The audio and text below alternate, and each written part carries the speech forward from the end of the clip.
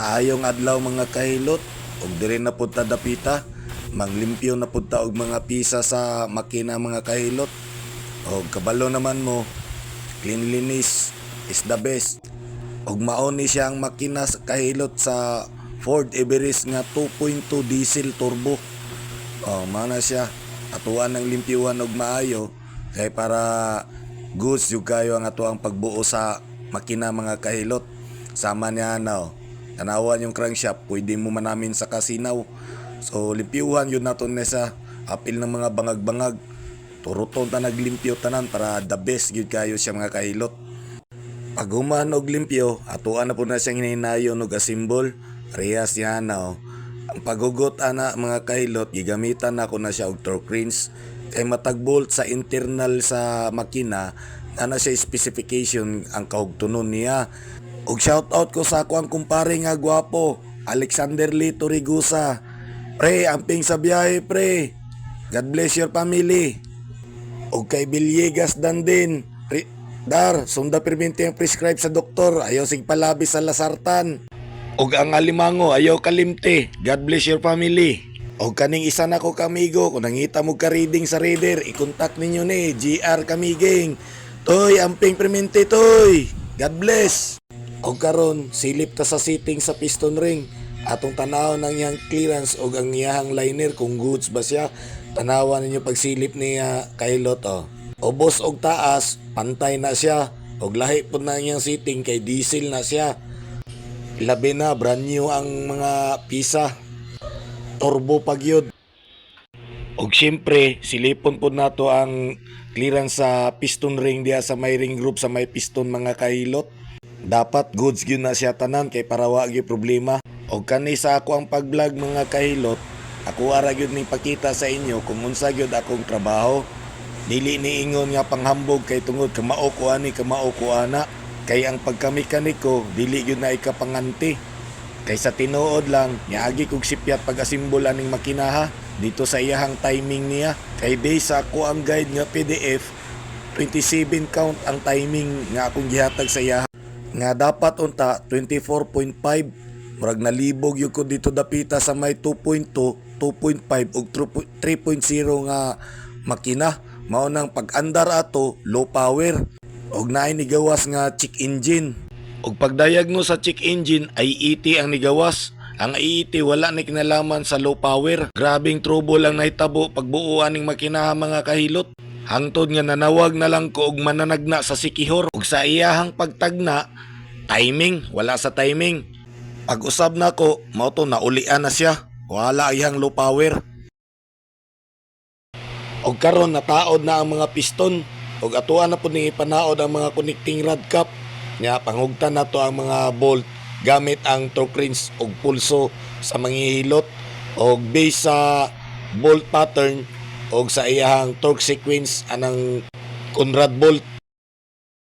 Diretso na taod sa secondary or black cradle ang tawag ana. Nya diha pud ang base sa oil pump, diha na pud na siya ipang taod. Og mauna ni ang iyang cylinder head atuan ng abrihan. Kani siya mga kahilot, bag-o na ni siyang setting sa engine valve og amuan na pud ning gipa resurface kay para iwas ta sa problema sa mga back pressure. Og limpyo na pud kayo na siya, ready to salpak na. I-check na lang pud nato ang mga gasket mga kahilot kaya ron makita nato kung okay ba siya. Og diri nga vlog sa makina mga kahilot, basig na tingala mo nganong wala gipakita ang pagbungkag sa makina og pag-ibot. Kay kanang makina na mga kahilot, igo na lang nagituwing padulong sa mua. Og paghabwa na mo sa sulod, ang makina dugmok na og chap-chap na. Ika na siya sa laing shop. O gi-pull out dito, gidala diri sa mua. O kami na ang nitiwa sa ilahang gitrabahong nasugdan. Igo na lang yun miyanin ni asimbol og wala may kabalo kung unsa gyud hinungdan nganong naingon ana ang makina. Kami igo na lang yun ni asimbol. So karon andam na nga isalpak na nato ang cylinder head niya mga kahilot. Og aron mapulsuhan na sad kung insakto ba siya.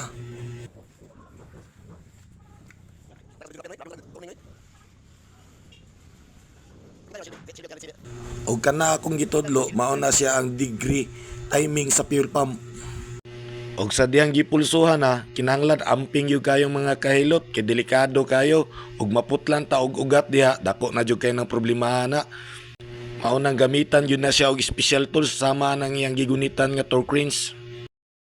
Og abrihan na pod nato ning rocker cradle niya mga kahilot, pero itaod na pod nato. Kani diretso salpak na ni, kay limpyo na pod ni siya, gibalot na pod para dili na mahugawan. Diretso na siya taod, diha dapita sa may cylinder head, ibabaw. Og another hilot na punta diha dapita, basta mga internal bolt gikinahanglan insakto gyud ang pagkatirada ana, kay naaraba na siya sa sulod sa makina para matakluban na pod ni siya dayon diri sa may ibabaw dito na punta sa ilalom. Hapit na gyud siya mahuman ang makina mga kahilot, kay gitakluban na ang makina diha sa ilalom, mao na ang crankcase. Gidali na ko na og taklob kay aron dili dayon mahugawan ang sulod kanang mga abog-abog. Fast forward na ta, ug mauna ni ang porma sa mga makina nga nabuo mga kahilot, ug mauna ang timing chain. Diha mauna akong giingon primero mga kahilot nga nasipyat ko ang pagka-timingan ng orasa na. Mauna ni ang porma sa tibuok makina mga kahilot, ug ready to salpak na ni siya.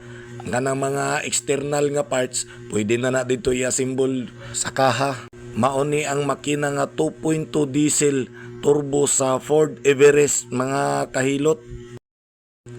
Mura mag-magic, taod man dayon. O ang ato ang technician nga si Salinas na imo padayon na siya na imo symbol sa mga external parts og fuel line.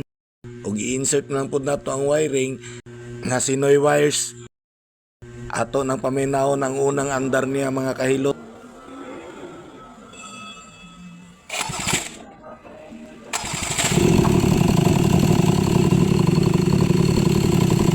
Kung inyong napansin, lain og tingog ang makina, pero kaluoy sa Ginoo nasulbad ng gyapon siya mga kahilot. Daghang salamat sa inyo ang pagsubaybay na akong video mga kahilot. Og God bless sa inyo ha. Og sa sunod nga video, atang-atangin ninyo kay ato na pong tan-awon og ipakita nako sa inyo ang gi-overhaul nga makina nga ilang giingon mas lisod pa daw sa Ford nga makina. Kay kadto nga makina mga kahilot, VM Motori, made by German. Makina sa mga latest karon nga nagdagan nga mga Rubicon. Pakiton ta mo sa detalye ato og nganong ni overheat siya og unsay damage sa iyang pagka-overheat. Daghang salamat.